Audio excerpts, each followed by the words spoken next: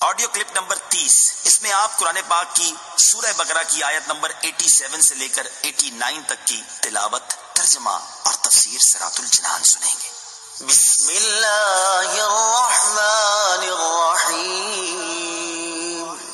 ترجمہ: اللہ کے نام سے شروع جو نہایت مہربان رحمت والا ہے۔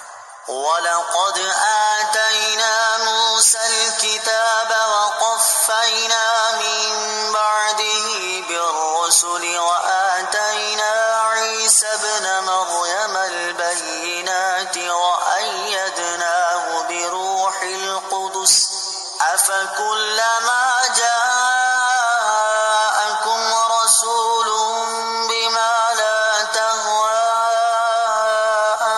أَنفُسُكُمُ اسْتَكْبَرْتُمْ فَفَرِيقًا كَذَّبْتُمْ وَفَرِيقًا تَقْتُلُونَ۔ ترجمہ: اور بے شک ہم نے موسیٰ کو کتاب عطا کی اور اس کے بعد پے در پے رسول بھیجے، اور ہم نے عیسیٰ بن مریم کو کھلی نشانیاں عطا فرمائیں اور پاک روح کے ذریعے ان کی مدد کی۔ تو اے بنی اسرائیل، کیا تمہارا یہ معمول نہیں ہے کہ جب کبھی تمہارے پاس کوئی رسول ایسے احکام لے کر تشریف لایا جنہیں تمہارے دل پسند نہیں کرتے تھے تو تم تکبر کرتے تھے، پھر ان انبیاء میں سے ایک گروہ کو تم جھٹلاتے تھے اور ایک گروہ کو شہید کر دیتے تھے۔ وَلَقَدْ آتَيْنَا مُوسَى الْكِتَابَ، اور ہم نے موسیٰ کو کتاب دی۔ تفسیر صراط الجنان میں ہے، یہاں سے بنی اسرائیل کو دی گئی مزید نعمتیں بیان کی جا رہی ہیں۔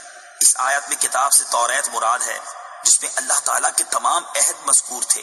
ان میں سب سے اہم عہد یہ تھے کہ ہر زمانے کے پیغمبروں کی اطاعت کرنا، ان پر ایمان لانا اور ان کی تعظیم و توقیر کرنا، جیسا کہ سورہ مائدہ آیت نمبر 21 میں مذکور ہے۔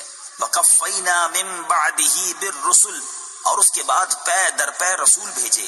تفسیر صراط الجنان میں ہے، حضرت موسیٰ علیہ السلام کے زمانے سے حضرت عیسیٰ علیہ السلام تک متواتر انبیاء کرام علیہ السلام آتے رہے۔ ان کی تعداد 4000 بیان کی گئی ہے۔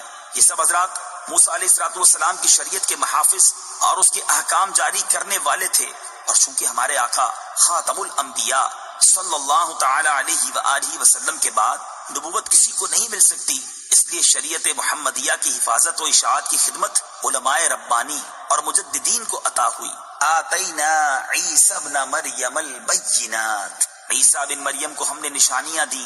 ان نشانیوں سے مراد حضرت عیسیٰ علیہ السلام کے معجزات ہیں، جیسے مردوں کو زندہ کرنا، اندھوں اور برس والوں کو صحت دینا، پرندوں کی صورتوں میں جان ڈال دینا، غیب کی خبریں دینا وغیرہ، جیسا کہ سورہ آل عمران کی آیت نمبر 49 میں ہے۔ وَأَيَّدْنَاهُ بِرُوحِ الْقُدُسِ، اور پاک روح کے ذریعے اس کی مدد کی۔ روح القدس سے حضرت جبریل امین علیہ السلام مراد ہیں کہ وہ روحانی ہیں اور ایسی وحی لاتے ہیں جس سے دلوں کو حیات یعنی زندگی ملتی ہے۔ حضرت جبرائیل علیہ السلام کو حضرت عیسیٰ علیہ نبینا علیہ السلام کے ساتھ رہنے کا حکم تھا۔ حضرت عیسیٰ کے آسمان پر اٹھائے جانے تک حضرت جبرائیل علیہ السلام سفر و حضر میں کبھی آپ سے جدا نہ ہوئے، اور حضرت جبرائیل کی تائید حضرت عیسیٰ علیہ السلام کی بہت بڑی فضیلت ہے۔ حضور سید المرسلین صلی اللہ تعالی علیہ وسلم کے صدقے میں آپ صلی اللہ تعالی علیہ وسلم کے بعض امتیوں کو بھی روح القدس کی تائید میسر ہوئی۔ چنانچہ بخاری ابو داؤد کی حدیث میں ہے کہ حضرت حسان رضی اللہ تعالیٰ عنہ کے لیے ممبر بچھایا جاتا اور وہ نعت شریف پڑھتے۔ حضور پرنور صلی اللہ تعالیٰ علیہ وسلم ان کے لیے دعا فرماتے، اللہم ایدہ بروح القدس، اے اللہ روح القدس کے ذریعے حسان کی مدد فرما۔ وَقَالُوا قُلُوبُنَا غُلْفٌ بَل لَّعَنَهُمُ اللَّهُ بِكُفْرِهِمْ فَقَلِيلًا مَّا يُؤْمِنُونَ۔ ترجمہ: اور یہودیوں نے کہا ہمارے دلوں پر پردے پڑے ہوئے ہیں، بلکہ اللہ نے ان کے کفر کی وجہ سے ان پر لعنت کر دی ہے، تو ان میں سے تھوڑے لوگ ہی ایمان لاتے ہیں۔ قلوبنا غلف، ہمارے دلوں پر پردے ہیں۔ یہودیوں نے مذاق اڑانے کے طور پر کہا تھا کہ ہمارے دلوں پر پردے پڑے ہوئے ہیں۔ ان کی مراد یہ تھی کہ حضور اقدس صلی اللہ تعالی علیہ وآلہ وسلم کی ہدایت ان کے دلوں تک نہیں پہنچتی۔ اللہ تعالیٰ نے اس کا رد فرمایا کہ یہ جھوٹے ہیں۔ اللہ تعالیٰ نے دلوں کو فطرت پر پیدا فرمایا اور ان میں حق قبول کرنے کی صلاحیت رکھی ہے۔ یہودیوں کا ایمان نہ لانا ان کے کفر کی شامت ہے کہ انہوں نے سید المرسلین صلی اللہ تعالی علیہ وآلہ وسلم کی نبوت پہچان لینے کے بعد انکار کیا۔ تو اللہ تعالیٰ نے ان پر لعنت فرمائی۔ اس کا یہ اثر ہے کہ وہ قبول حق کی نعمت سے محروم ہو گئے۔ آج بھی ایسے لوگ ہیں کہ جن کے دلوں پر عظمت رسالت سمجھنے سے پردے پڑے ہوئے ہیں۔ وَلَمَّا جَاءَهُمْ كِتَابٌ مِّنْ عِندِ اللَّهِ مُصَدِّقٌ لِّمَا مَعَهُمْ وَكَانُوا مِن قَبْلُ